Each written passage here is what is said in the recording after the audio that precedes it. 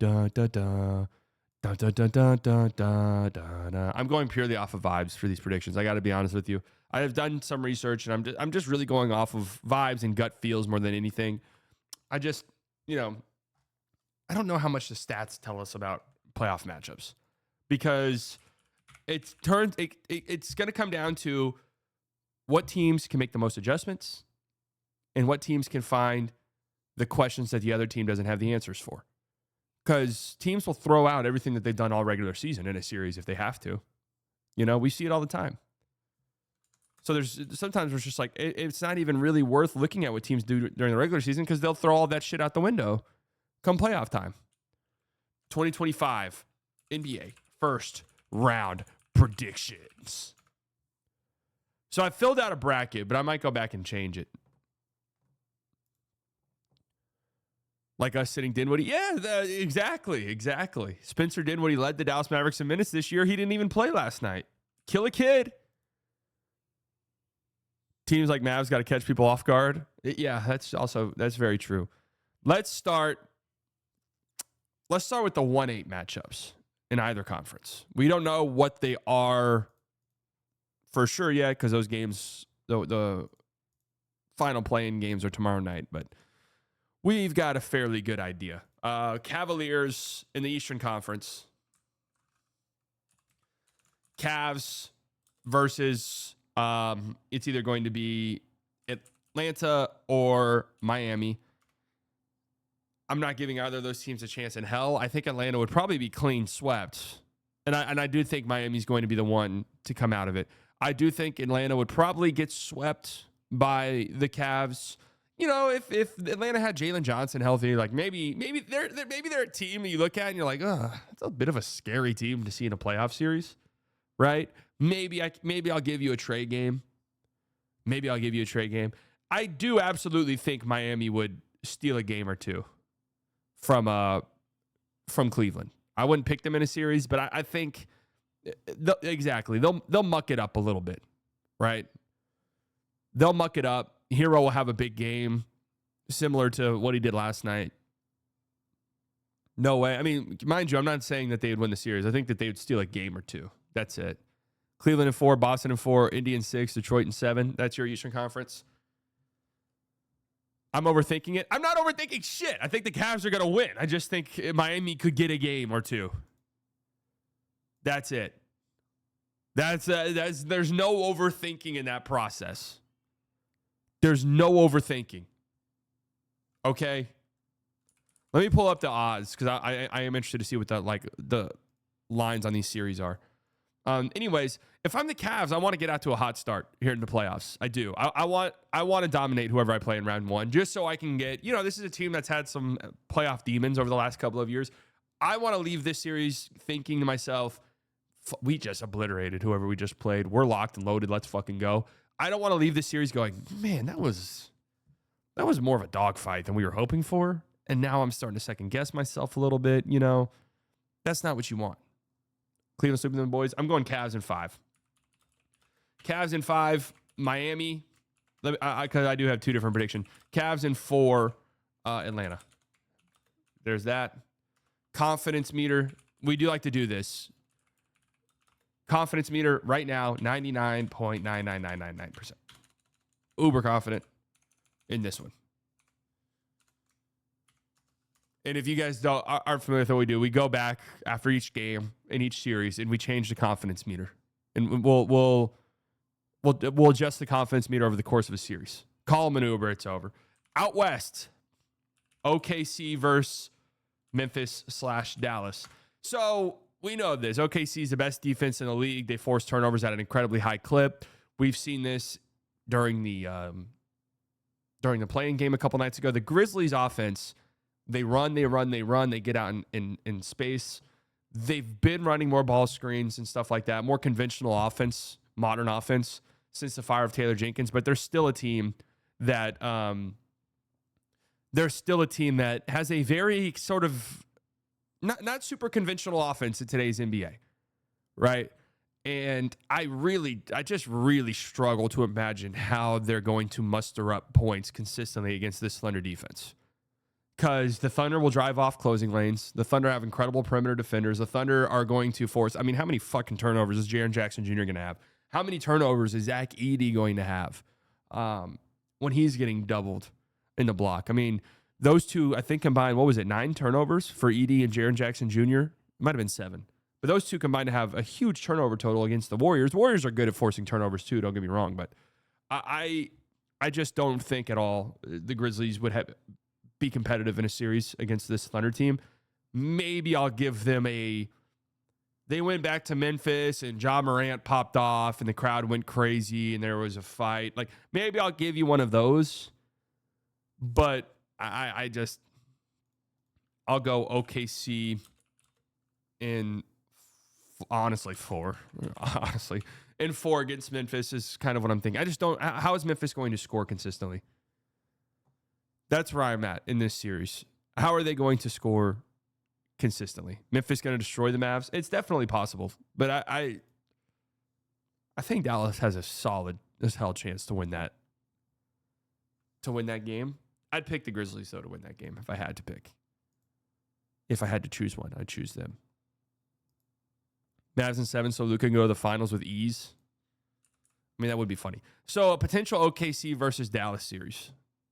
I've seen a lot of Mavs fans who are like this idea still is in their heads like, hey, man, the Thunder are scared of us. The Thunder aren't scared of anybody. They're not. Okay, you guys can continue to laugh at me for saying that. Look, the reality is they're not scared of anybody. Okay. The Mavs have beat them 3 times without Luka this year, but the Thunder were without both bigs, I think, in 2 of those wins. So I don't really know what you can do with that information necessarily. Now, here's the thing, right? Look, here's the thing. Here's the thing about this Mavs team entering the playoffs that maybe I hadn't factored into the equation, that maybe you guys hadn't factored into the equation, that we have to factor into the equation, right? PJ Washington against the Oklahoma City Thunder buff. That's a plus 12 to all of his attributes. He turns into a top 20 player in the league. So that's a plus 12 to all of his attributes. Kill a kid postseason buff, where he turns into a top 3 coach. Not in the NBA, in the history of the NBA. Top 3 coach. That's a plus 7 to everybody on the team's attribute boost. So a plus 7 attribute boost to everybody on the team. Nico Harrison GM playoff boost. Look, say what you will. A lot of Nico's decisions end up looking better come playoff time. Think PJ Washington. Think Derek Lively. Think, Kyrie Irving was better there. That's a plus 3 attribute boost to everybody. You have Anthony Davis, lead guy, underdog team versus small market team, round 1 playoff boost. Think back to the Trailblazers series all those years ago. That's plus 5 to his boost, his attributes. So that's a plus 5 buff there. And then it does appear as though Brandon Williams is a playoff riser. That's plus 3 to his attributes. And Klay Thompson versus the Thunder, Game 6 Klay, that's plus 7 to his attributes boosts. So it starts to become the pathway there is there when you factor in all those attribute boosts, right? So OKC in 2 versus Dallas. I think the Mavs forfeit after game 2. So that's where we're at there.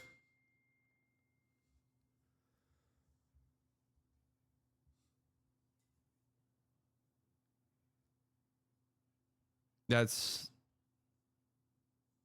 where we're at.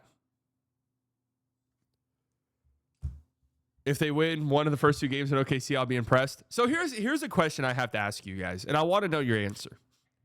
And try to be honest with yourselves, right? Because there's plenty of you in here who are like, still Mavs fans. There's plenty of you in here who are like, fuck the Mavs. Like, I'm rooting for them to lose, whatever the case may be. At what point in a potential Thunder versus Mavs series do you perk up a little bit? Is there a point where you're just like, okay, hold on a second. Would it be like winning game 1? Would it be like losing game 1 by 3? Would it be game 7? So a game 7 where you'd be like, whoa, hold up. 2-1 lead. If we take one of the first 2 games, I already think we can win. Winning 2 games at 80 point If they win one in OKC, I'd be like, okay, hold up. Surely not, right? Surely the Thunder aren't doing this. It would be a double-edged sword for me because I've said this before. You guys might not believe me, but it's true. If my Thunder and my Mavs meet in round one, I am rooting for the Mavs, right? And I'd be very happy if the 0.00001% chance occurs where the Mavs win the series. I'd be very happy, but at the same time, I'd have a little egg on my face. I'd be a dumbass.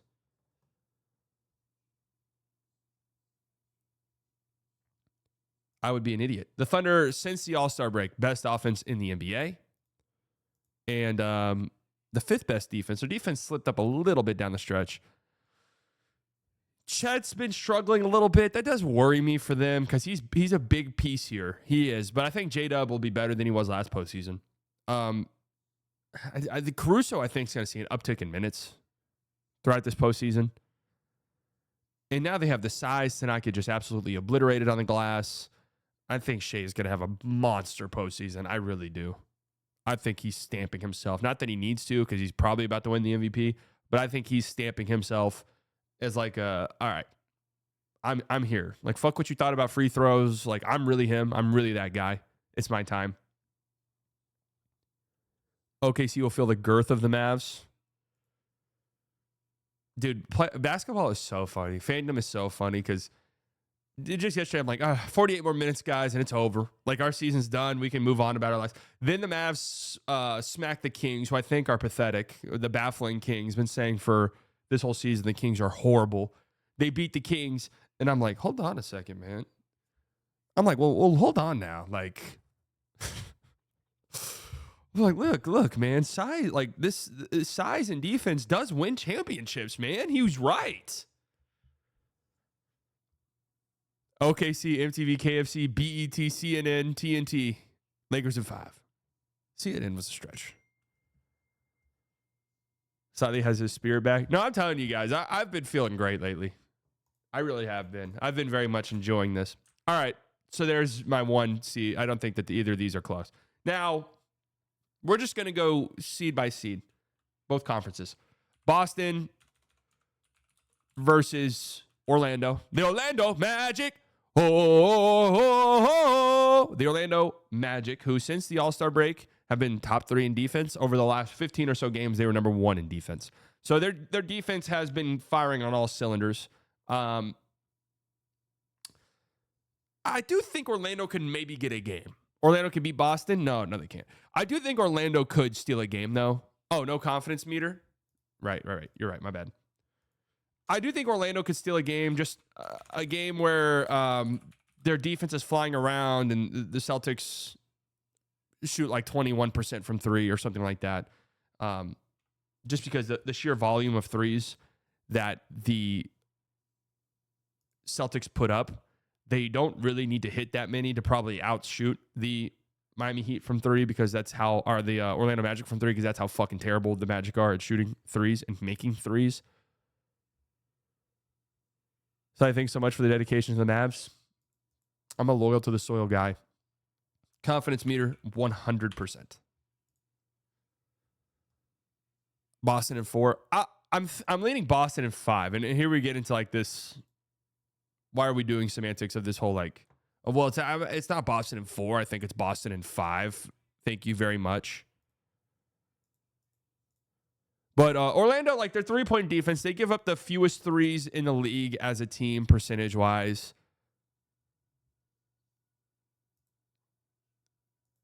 You know, and obviously nobody shoots more threes than the Boston Celtics. Damn, 50% of the Celtics shots are threes. I mean, that's just absolutely insane. No, I mean, the Magic are horrible offensively. Horrible. Dreadfully bad. So if AD could create a little bit more for himself, he'd be great. Yeah. Orlando in 6. So what is even a scenario in which Orlando wins this series? I'll go Boston in 5. I'll give Orlando a game where they muck it up enough and the Celtics shoot 17% from 3. And maybe Paolo has like a pop-off game. Who do you think the best player in that series is? Boston versus Orlando? Tatum, comfortably. entire Celtics starting five gets injured. Maybe they rest KP. Right? If Boston shoots ass from three, maybe 4-1. That's kind of what I'm saying. That's maybe why I'm giving them one game. Like a gentleman's sweep situation. Orlando in game 4 at home, like, keeps their season going. And that's kind of it. I mean, yeah, even if Jaylen Brown sits the entire series, I think it'd be pretty. Celtics insider offers worrisome update on Jaylen Brown. The Boston Celtics are gearing up for the upcoming matchup, blah, blah, blah. Brown did return to practice this week, and the Celtics are hopeful his injury is behind him. But within a preview of their series against the Magic, Celtics insider Jay Keane of The Athletic offered a somewhat worrisome update. Brown's injury might limit him in the postseason. He received injections for his knee shortly before the end of the regular season and was on a minutes restriction beginning in mid-March.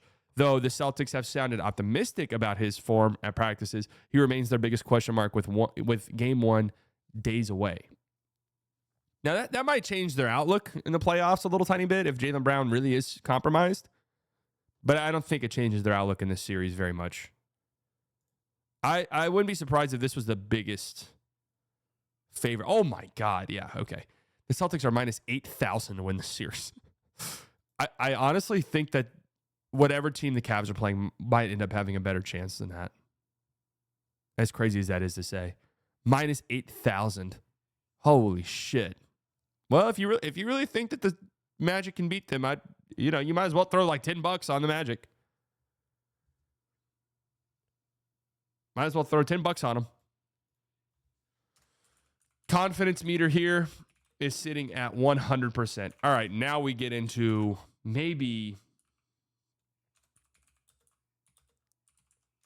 the juiciest series of them all. Maybe the biggest coin flip of them all.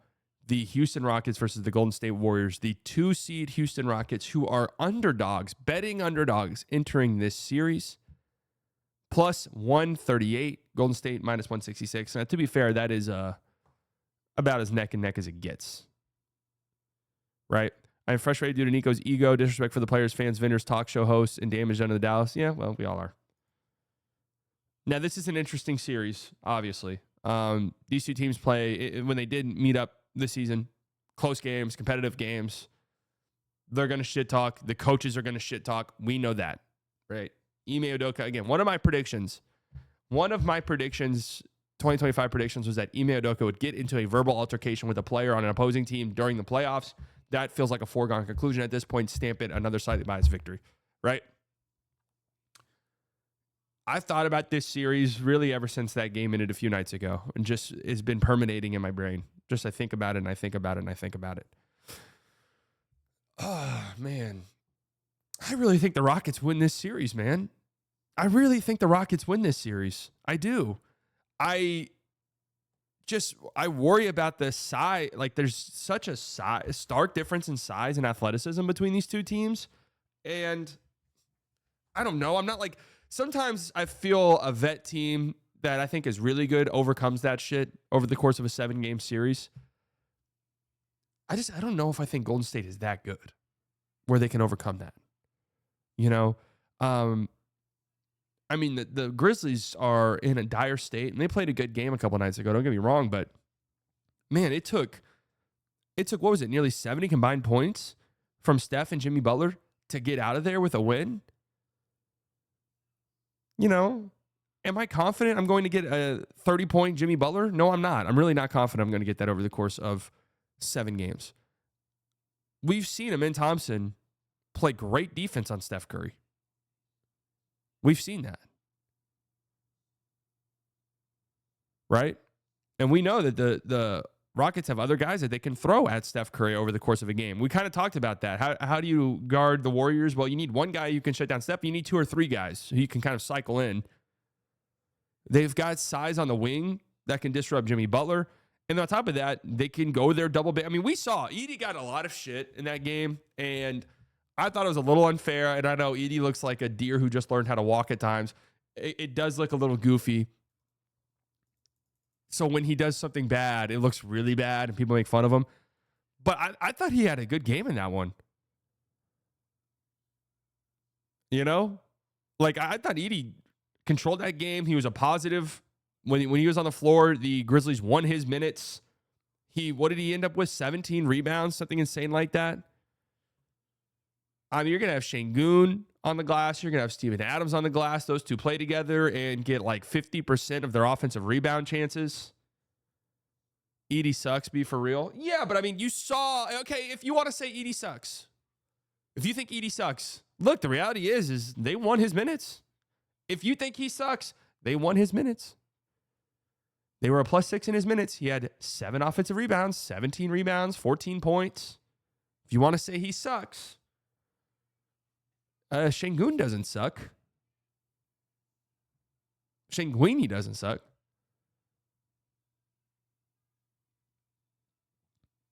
Steven Adams has looked rejuvenated. He doesn't suck.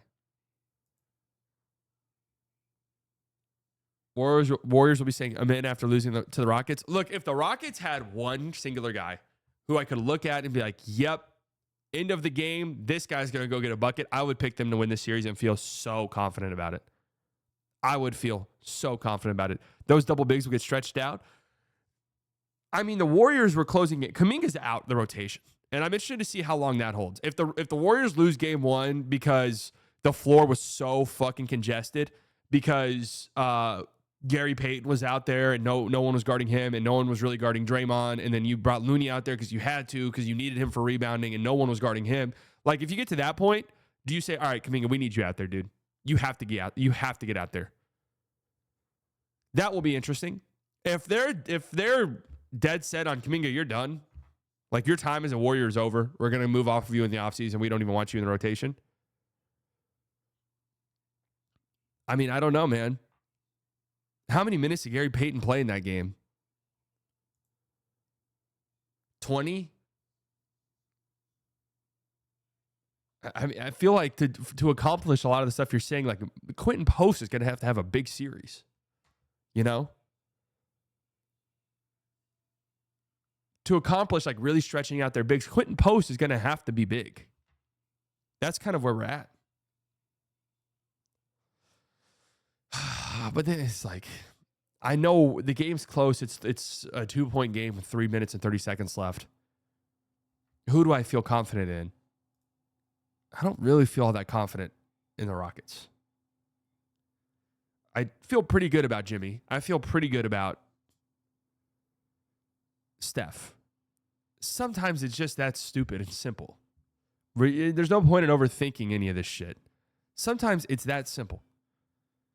You know that there's probably going to be stretches over the course of a playoff game where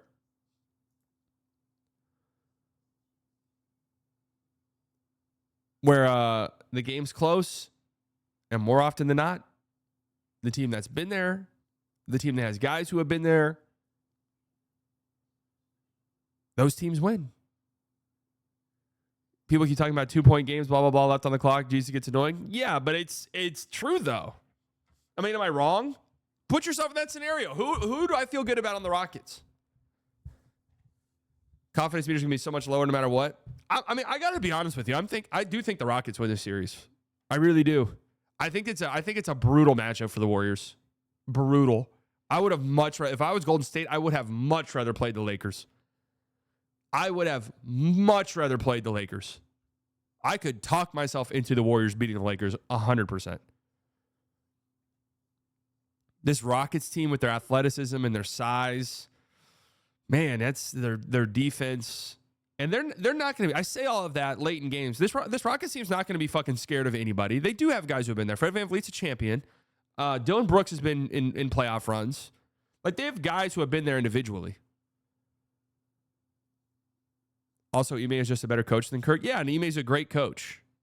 And they're not afraid of shit. Right? Like, Ime will make a coaching decision on the fly, and Kerr will too, to be fair.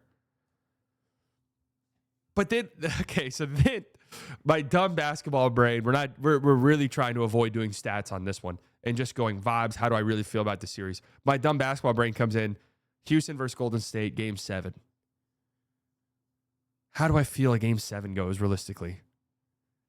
Do I think this young, inexperienced as a group in the playoffs, Houston Rockets team survives a Steph is playing 43 minutes. Jimmy's playing 44 minutes. Draymond's playing 42 minutes. Game 7, Warriors team.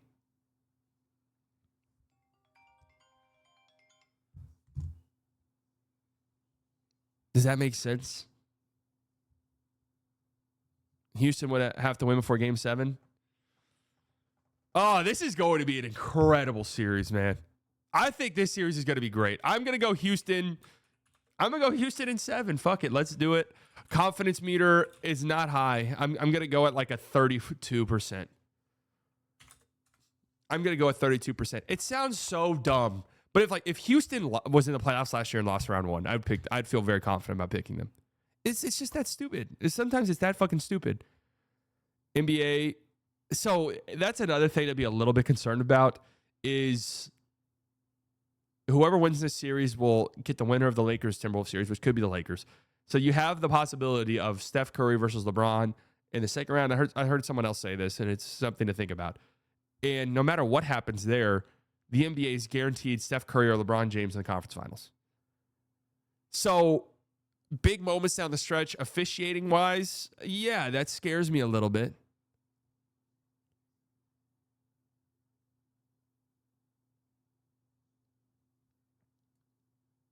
All right, you're right. It should be above 51. All right, fine. 51%. Coin toss, coin flip series. Who the fuck knows? Houston just literally can't beat Golden State. They've had many attempts. Yeah, but I don't think this current Rockets group cares about that.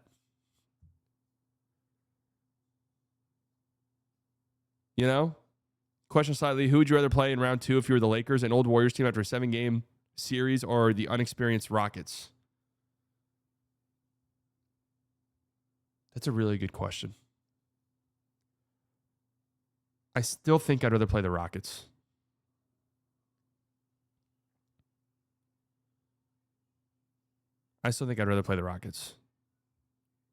I don't love a Warriors matchup for the Lakers. I really don't. I have to be honest with you. And I don't think the Lakers give a shit, but I think I'd rather play the Rockets from them. Playoff Jimmy is a thing. You're right there. I think that's baked into the equation. All right, now we head out east for our 3-6 matchups. New York Knicks versus the Detroit Pistons. What a story the Pistons have been. What a story Detroit has been so far this season. I mean, and they've been one of the best teams in the league by pretty much every single metric for a while now. I mean, post All-Star break, they're 9th in net rating. 4.9 in net rating. They've been a top 10 offense over that stretch. Interestingly enough, just league average defensively. The Knicks have had a strange season, but they've still won 50 games. They haven't beat any of the top dogs this season, but Detroit, despite the great season they're not one of the top dogs.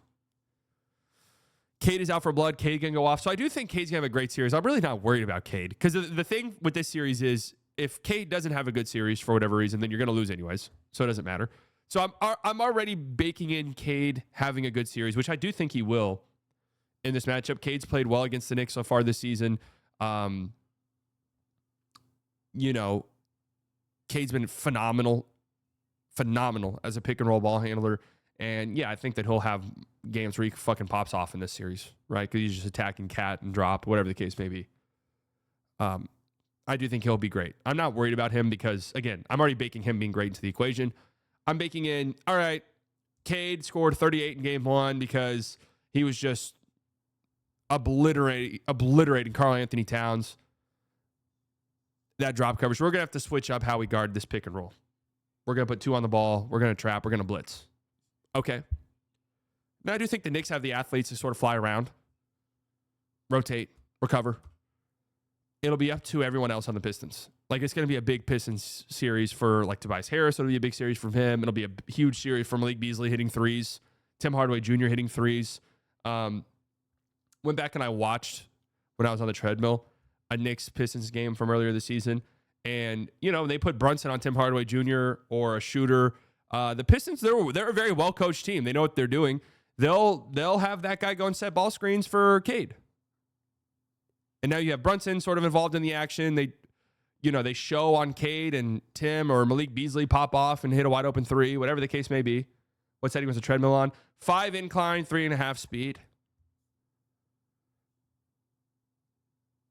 So it'll be big for the shooters on the Pistons. Big moment for those guys.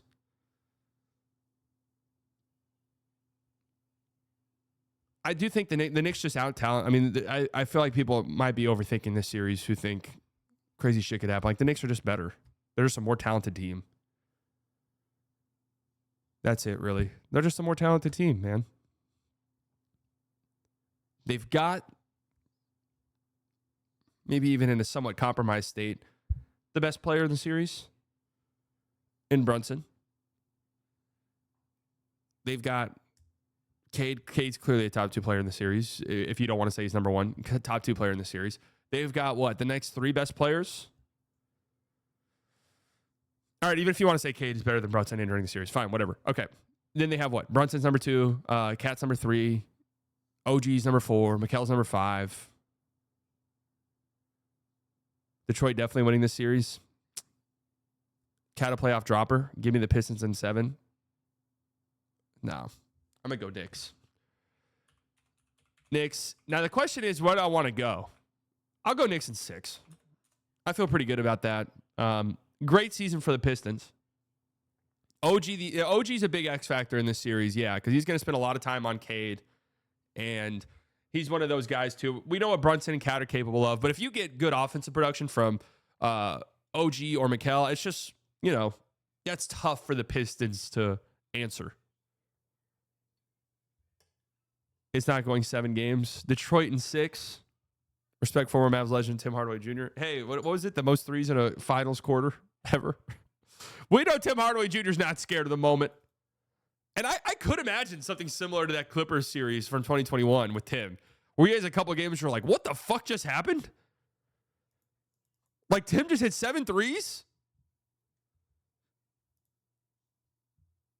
No, but I think the Knicks take care of business here. And Detroit's a really good team. They are. And the Knicks are a really good team. I just think they out-talent the Pistons. I mean, that's really it.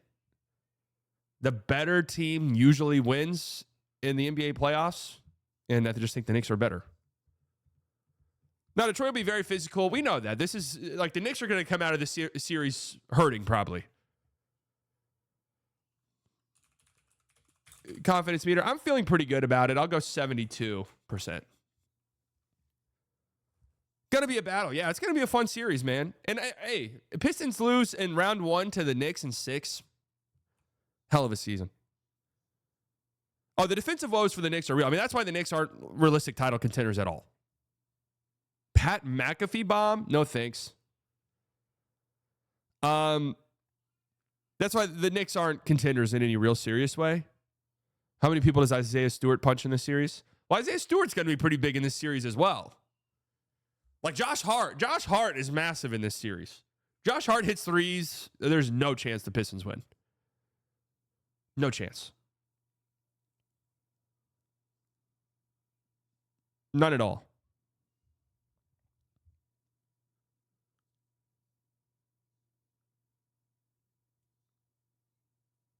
If Josh Hart isn't hitting threes and they're putting Dern on him and Dern's just roaming around in the paint and they got to take Josh Hart, like that's when you start to be like, okay, here's a pathway for the Pistons to win this series. It's gonna be a fun series, and I really am looking forward to it. I mean, that's just a fun matchup, right? Between like historic NBA franchises. Knicks, Pistons. Yeah, and Isaiah Stewart is going to be very important for. Like, I know Isaiah Stewart gets talked about like, oh man, the bad boy Pistons. This guy's kind of unhinged at times, but he's a legitimately very good basketball player.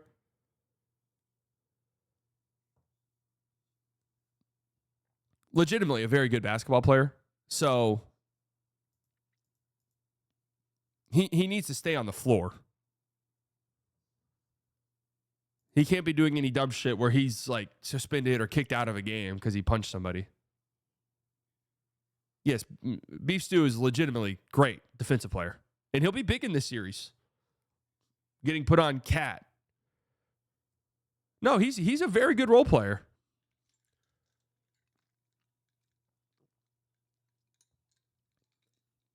I'd love to see what the Knicks average against the top 3 teams they've never beat.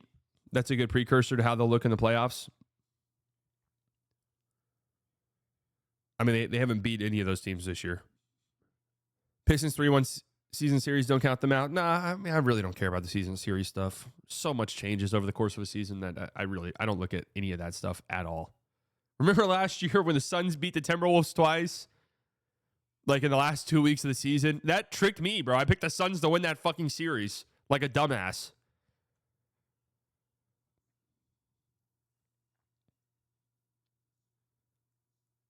Do you factor in Summer League results? That's actually the most important one because Summer League is such a condensed setting that you need to win every game. That's more important of a precursor to me, personally.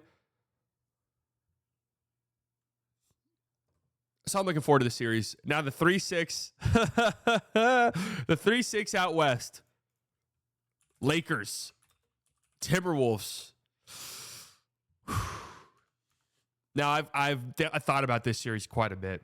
When I first saw it, I was like, Lakers are going to dominate this series. And I've thought about it more. And I do think this series is going to be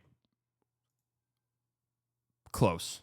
I think this is probably closer to a coin flip series than people might want to convince themselves. And the odds have come down dramatically. I mean, the betting odds, this is getting closer and closer to just a toss-up series. Lakers in 6. So it kind of goes back to the Houston Golden State thing. I know people don't like it and people are annoyed about it in the chat, but it's just the truth where it's like, all right, tie game down the stretch. How do we feel? This is exactly how the series in them. And I don't like doing the Mavs versus the Timberwolves because the Lakers are a much different team than last year's Mavs team. But having Luka, it's like, okay, late down the stretch, how do we feel about this team? How do we feel about this team? Well, I'm going to take Luka Doncic over Minnesota, right? A Timberwolves team that was bottom 7 in clutch rating all season long. Post All-Star break, -5 net rating in the clutch for Minnesota. Now, to be fair, interestingly enough, the Lakers weren't necessarily great in the clutch post-Luka trade. But look, I mean, Anthony Edwards might have a monstrous series here. He might have a monster series. Smoked bad games against bad teams, true. How am I a hater for saying Anthony Edwards might have a monster series? How does that make me a hater of who? Who am I hating? Who the fuck am I hating in that series? Who am I hating in that statement? They'll double him. They'll send a bunch of stuff at Anthony. And it's up to Anthony Edwards to not turn the ball over 7 times in a game, right? That's the big one for Anthony Edwards. Don't turn the ball over 7 times. Yeah, that's right. The Lakers don't have a guy that you feel good throwing at Anthony Edwards, right? He's too quick. He's too fast. They don't have the quick twitch defensive athletes to keep up. And on top of that, they don't have the rim protection to sort of dissuade Anthony Edwards from driving. Now, they do have positional size, so they can clog up the driving lanes and stuff like that. NBA Central, dude, I'm in the middle of something. What is NBA Central saying?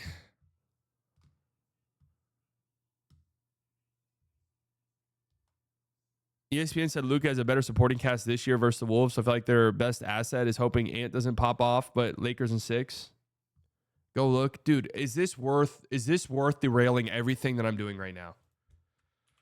If it's about the Luka trade, I don't fucking care.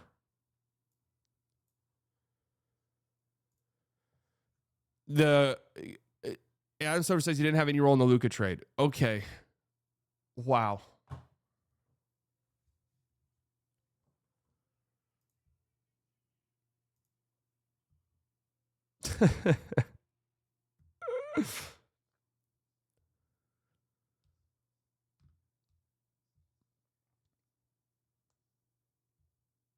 No, I'm not going to ban him. I like Javier. All right, so back to the series. The big question that you ultimately have is who's Mike Conley guarding over the course of the series? Because you got 3 great perimeter players for the Lakers. We know that they all play on the court at the same time. They'll stagger the minutes, but it's the playoffs. Rotations shorten. Starters play more. Those 3 will be on the court more together. Austin Reeves, LeBron, and Luka, obviously. Well, we know they'll probably put Jaden McDaniels on Luka. You might even see Ant on Luka a few times. But Jaden McDaniels on Luka. And we know Luka dominates Jaden McDaniels. But that's neither here nor there. Julius Randle probably on LeBron. And they'll probably put Ant on Austin Reeves, if I had to guess. So that means who is Mike Conley guarding? Rui. So does that mean this is going to be a very big series for Rui? Like if Rui's hitting shots and posting up Mike Conley, dictates the matchup, Mike Conley's minutes shorten. I don't like that very much for the Timberwolves. DiVincenzo will play more, and that might end up being a good thing for the Timberwolves. So basically what we're getting at is one of the biggest players of the series is going to be Mike Conley / Dante DiVincenzo, which, makes sense. And another one of the big players is going to be Rui Hachimura. That's what these playoff series boil down to a lot of the times. Matchups and players on which player on the team is going to take advantage of his matchup the most. And this is why I like the Thunder series, Mavs Thunder series last year. You think back to that. Like, obviously you have your star players in the series, but the series was won because PJ Washington dominated his matchup. And it shifted everything. Right, the X factors. Conley may be able to guard JJ Redick. No, Conley's the problem. Conley's a fine defender. He's just older. He's a little bit slower, and he's small. That's the problem. He's small. You don't want Mike Conley guarding Reeves for huge chunks of time. You don't want him guarding Luka or LeBron. So you got to put him somewhere else. And the Lakers don't have like a small guy to hide him out on. No, playoff Dante, absolutely. I'm pretty excited at the idea of Dante DiVincenzo hitting like 6 or 7 threes in a game.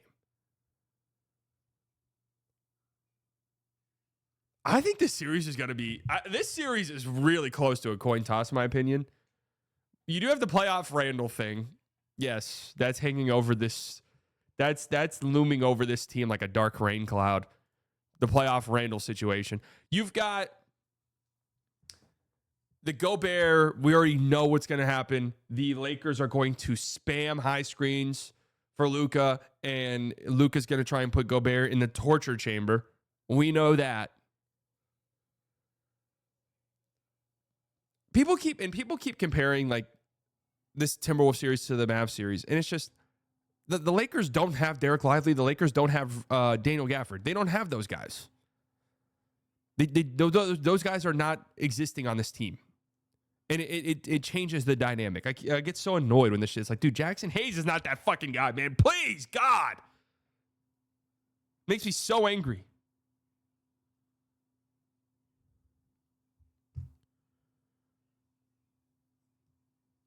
It makes me so upset. Jackson Hayes. The Jackson Hayes slander. Yeah, I'll slander Jackson Hayes. I don't give a shit.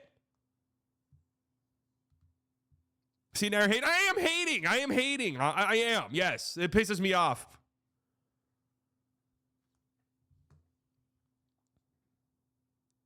Lakers going to cook them with small ball. Yeah, I'm very interested in the small ball lineup that the Lakers could deploy. Honestly, though, Minnesota with like Naz Reid, it's a pretty good lineup, too, and a pretty good answer. Oh, man, I think this is going to be a great series. I am going to pick the Lakers, though, because I'm going to put trust in Luka and LeBron. And, again, it's a stupid way to look at things, but a lot of times you look at it like this, you'll be right more often than not. And that is the game's close down the stretch. Who do I have more faith in? I have more faith in Luka. Who do I think will be the best player at the end of the series? When we look back, like, who's the best player in the series? I think it'll be Luka. Even though I do think Anthony Edwards can have a great series. And, yeah, here's something you got to factor in, and I hate to do it, but you have to do it.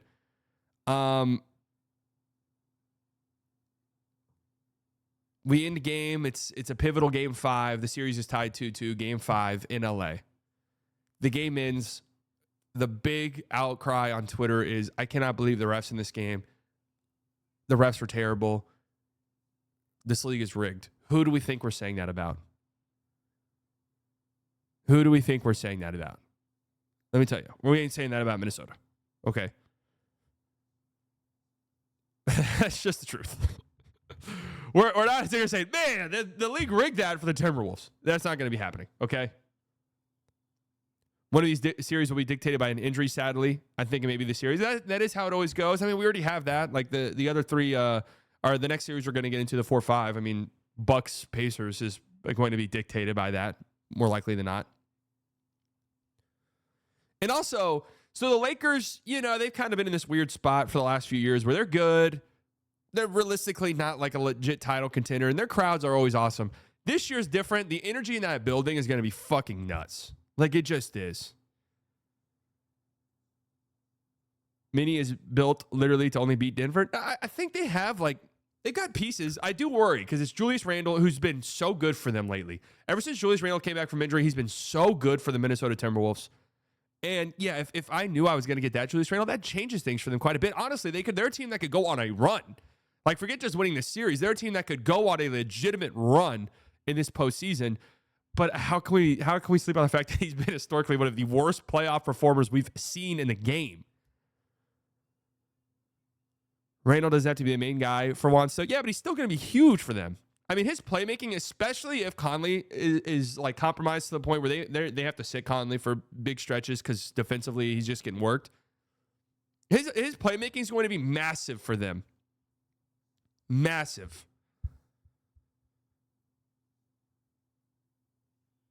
Maxey coming back in the second round. True, man. Don't forget playoff Maxey's waiting in the shadows.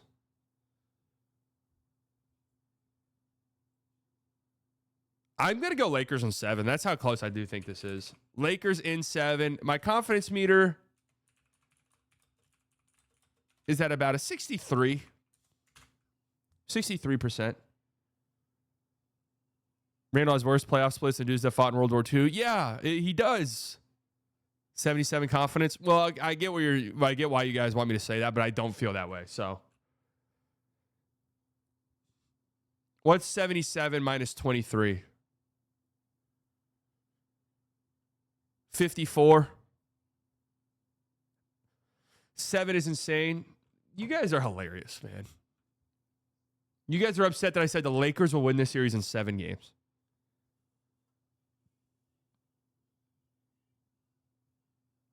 I think this series is close. I mean, the Vegas thinks so too. This is like close to a toss-up series, odds-wise.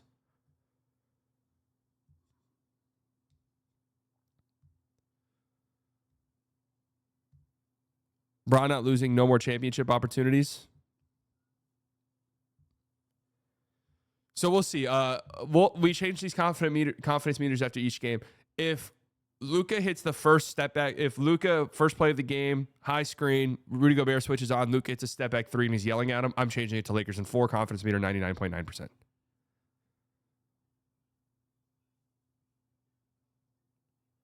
Vegas thought the Mavs would lose every series last year. True. I think this is closer than people are saying, honestly. Minnesota Reddit told fans to stop talking trash to Luka. Yeah, I know. I saw that.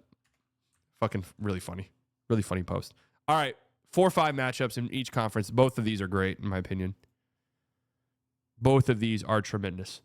Out east, we have Indiana versus Milwaukee. Obviously, we just said that one of these series is going to be dictated by injuries, because that's always how it goes. Do it for the Lakers' downfalls and Mavs fan? No, I don't. Indiana, Milwaukee. So this one, we know Dame's not going to be ready to start this series. They sound like they're somewhat hopeful that he could be at some point. I would just venture to guess Dame doesn't play in this series at all, which changes things quite a bit. Now, the best way I've heard this series described is Milwaukee has far and away the best player in the series, but Indiana has far and away the better team.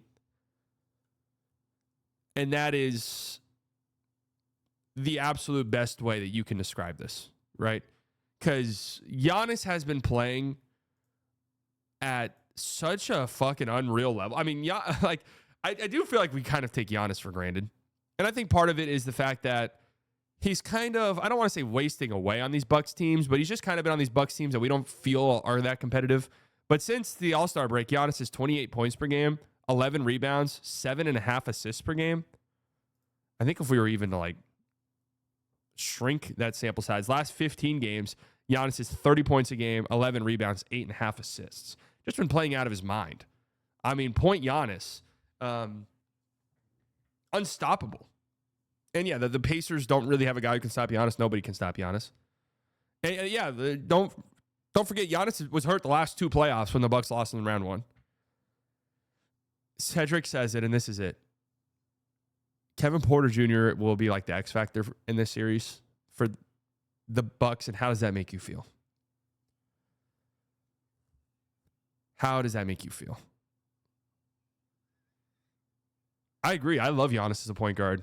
His playmaking has improved so much over his career. Have you seen the Minecraft movie? No. Sham's bomb, is it an actual bomb? Wait, hold on a second. What the fuck? This is incredibly strange that this just happened. No, I'm not getting debated. Amazing. Milwaukee's Damian Lillard has been cleared of his deep vein thrombosis and is no longer on blood-thinning medication, sources tell ESPN. Lillard is out game 1 Saturday against Indiana and will have a period of time to resume contact workouts and ramp up for return. What is that timing? Sham's watching the stream? What? Well, that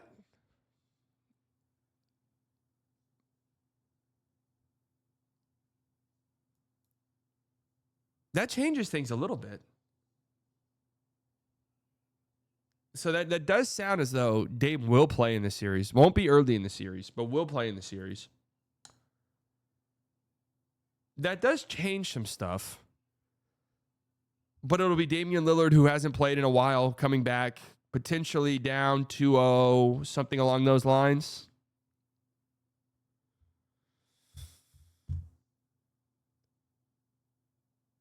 But yeah, Bucks got to try and sneak one out early in the series. They got to try and sneak one out early in the series. That'll be, I mean, that goes without being said, but that'll be huge. And if the Bucks steal one in Indiana, yeah, that I feel like they'll probably end up winning the series.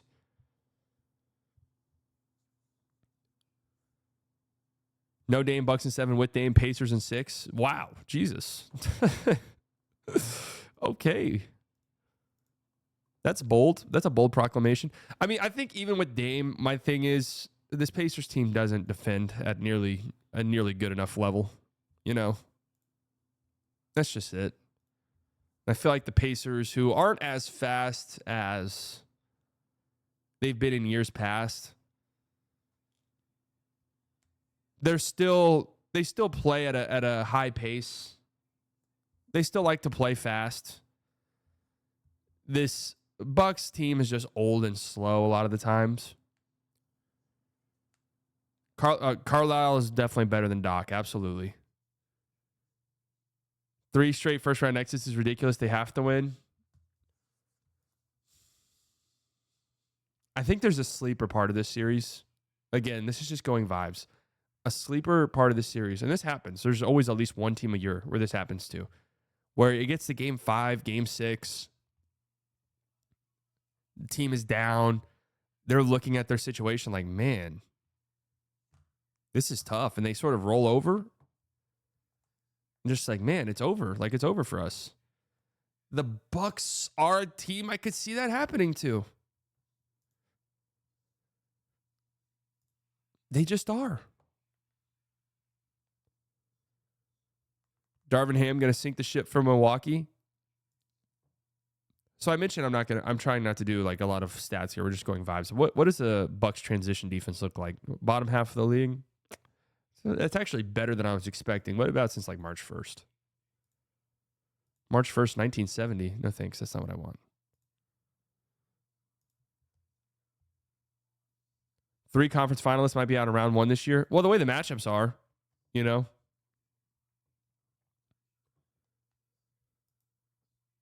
Oh, are you saying 3 conference finalists from last year?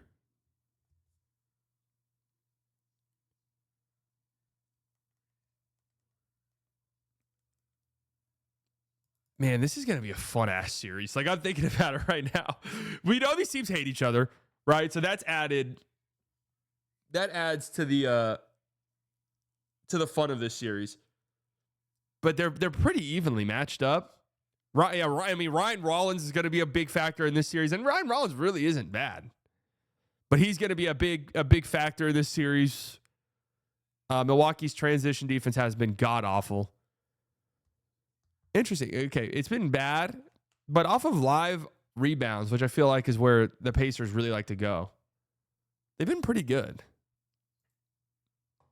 What do we take away from that? KPJ is going to surprise a lot of people. Yeah, he's a big player in the series. Fuck, I actually have no idea. I thought I felt pretty good. Oh wow, this you can't bet on this series anymore. I thought I felt pretty good about this. Both defenses are bad. Well, Indiana's been a top 10 defense for like a big chunk of the season now. And I kind of think that's where I'm going to ultimately end up. Indiana's been, by pretty much every single metric, like a top 7 team in the league over the last few months. Yeah, that's it. The Pacers have been playing at an incredibly high level for months now. And sometimes you just got to believe teams and they tell you who they are. I'm going to go Indiana. And just double checking to make sure. Indiana's the 4 seed, correct? Okay, yes. So there will be a game 7 in Indiana. That's about. Yeah, I think, Indiana in 7.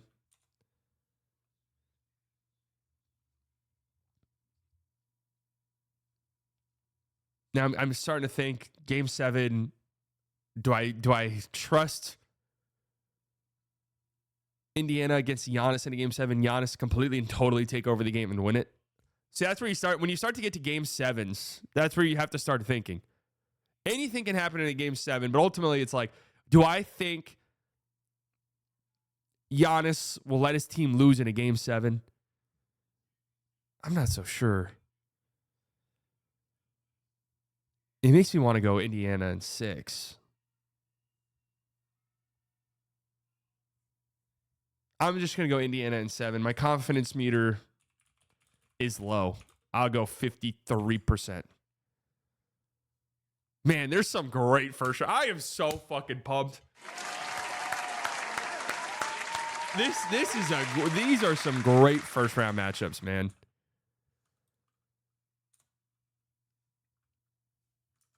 And now we've got, what I think is the best series of them all. Clippers, Denver Nuggets, 4-5. This series is chef's kiss. I don't know the last time I've seen a series betting-wise this close. Nuggets are plus 100, Clippers minus 118. That is just as close to a coin flip as you'll get. 50-50. So I actually feel, it's funny because Indiana and Milwaukee, I don't know. I still really don't feel confident about what I did. I'm actually going to change my confidence meter to 50.5 on that.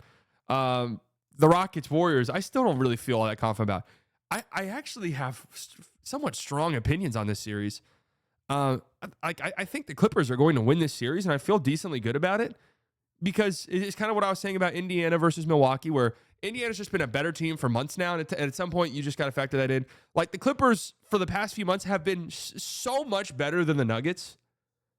So much better than the Nuggets that, like, I sort of feel like, what are we even talking about?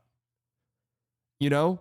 We're talking about a team that's been one of the best teams in the entire league for months now, in the Clippers, versus a team that's just kind of been stuck in the mud, rudderless, fired their coach, and yeah, they've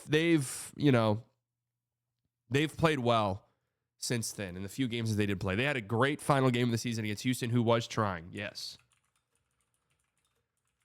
all of that is true, and yes, there's people who swear. There are people who swear by David Adelman that he is like legit a good coach. I mean, the only reason we're even considering this series potential for being great is the fact that, yes, Jokic is on the Nuggets.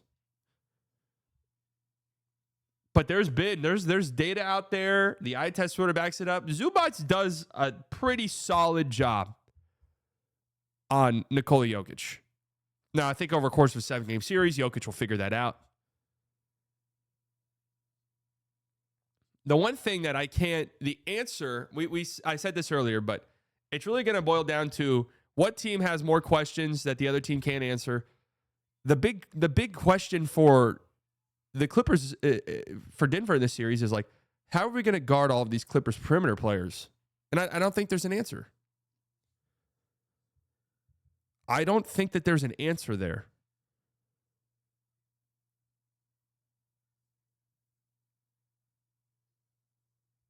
You know? Kawhi's playing at an unbelievable level. Unbelievable. I don't think there's really anybody on the Nuggets. Aaron Gordon will try, who can guard him. Why do I say that? Because I don't think when Kawhi's playing like this, and I've seen it firsthand, I've seen it with my own 2 eyes. When Kawhi gets into this mode, nobody guards him. Like nobody guards him, right? But then you have Harden, then you have Norm Powell. I feel like we'll get a big bogey game, even though I know he hasn't been great. But you have those guys, the perimeter guys. If we already are counting Aaron Gordon's going to guard those guys, who's guarding Aaron Gordon's going to guard Kawhi? Who's like guarding those guys? You know? I don't feel good about any Denver player guarding those guys. None. And on the flip side, for the Clippers, I've got Chris, Kendrick, Nunn done.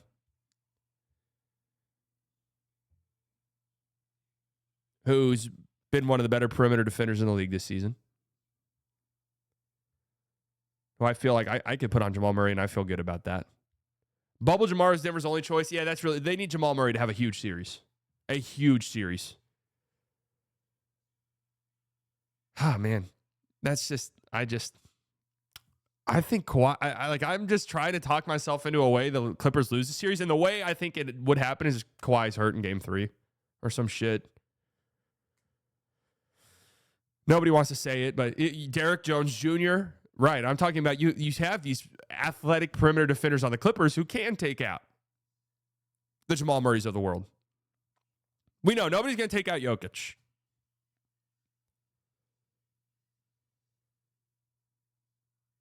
And then you've got Zubac's pick and roll Harden Zubac's with Jokic, who incredible offensive season, has been really bad defensively. I don't know, man. Ben Simmons, that's right, Ben Simmons.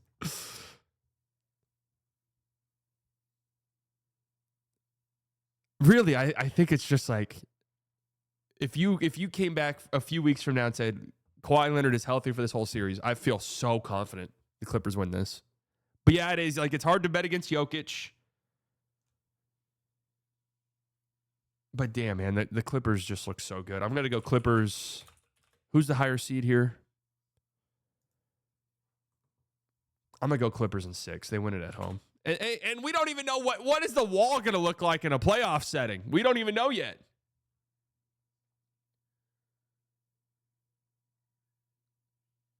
We don't even know what the wall is going to look like. Clippers in 6. Confidence meter.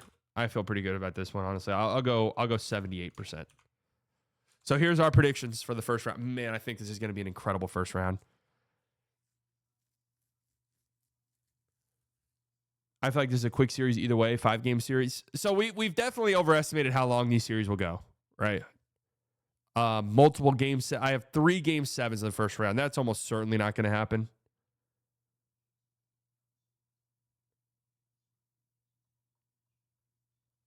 So the 1 seed matchups, Cavs versus Atlanta versus Miami. I think Miami can maybe just muck up the series enough to get 1 game. I don't think Atlanta would win one. Feels uber confident about that. OKC versus whoever they play. I think they would sweep both of these teams, if I'm being honest with you. I feel pretty confident about that. Boston, Orlando. I think Orlando maybe gets 1, right? Little gentleman sweep. action. Feel very confident about that. Houston Golden State is maybe the one the more I think about the series, the more I think Houston has all of the pieces to win a series. It's just the only thing that's preventing me from really feeling good about it is the fact that they were an inexperienced team. It's not really fair to them. We didn't mention Harden. Well, because what's there to say about Harden in that series? You know, this Clippers-Denver series, I have Clippers in 6. What's there to say about Harden in that series? You know, we understand the Harden playoff woes, but he has looked great lately, and it's a different environment for him. It's a different environment for him. And what I think for Harden that makes me feel good is he hasn't really been that efficient of a scorer all year, and he's still impacted the game. Still impacted the game massively. I think these are some great first-round matchups. Yeah, and I think this has, again, if we're just doing vibes, close your eyes. What do you imagine? Houston Golden State and Amen Thompson, the series ends, and the NBA casual fan, the national audience, the global audience goes, who the fuck's Amen Thompson? Like, what was that? What did I just see? So I've got Houston at 7. Please lay off the Inglays? No. Knicks, Detroit, I feel good about this one. I think the Knicks they're the better team. They're the better team. That's it.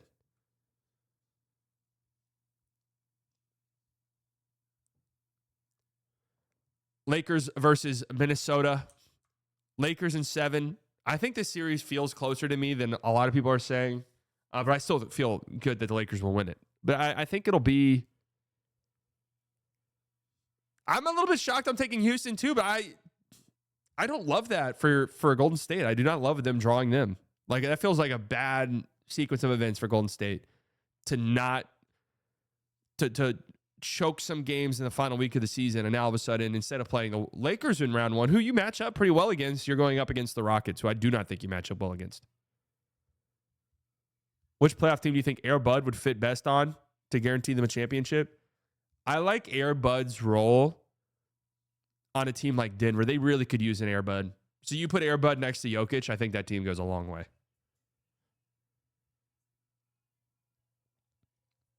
My cat has scratched my computer.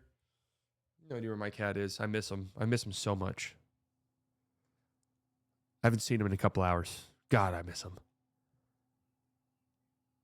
Feel good about my Lakers pick. Feel pretty good about it, but I think this series will be close. Indiana, this series is a toss-up for me. I feel like it shouldn't be because, again, Indiana's just been a better team for months now, and sometimes you don't even overthink it. Indiana's been a better team for months now. They've been a much better defense. I think people would be surprised as to how good Indiana's defense has been. But Giannis has been playing at such a high level. It's hard to discount him, and it does sound like Dame will come back at some point.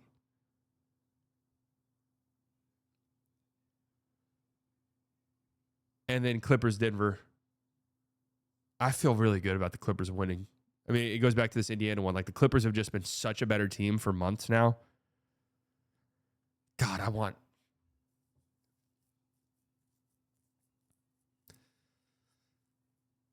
if things go according to plan here, Clippers stay healthy and they get out round 1 and they go up against the Thunder in the second round.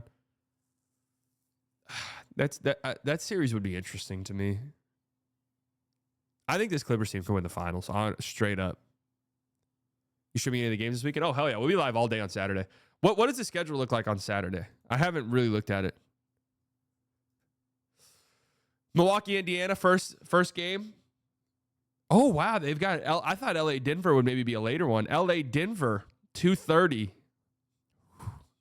Shit. Pistons, Knicks at 5, and then they close out the day with Minnesota Lakers. Ooh. Now, Sunday, I probably won't stream at all just because I have plans. Now, if the Mavs end up making the playoffs, maybe I'll have to rethink some of these plans. I'm not sure. But I might even just miss game 1 because, it's Easter Sunday. I've got family stuff. But there probably won't be any streams on Sunday, which is fine because those are all, in my opinion, the poopier matchups besides Golden State Houston, which is at 8:30. Dude, I'm so pumped for this, man.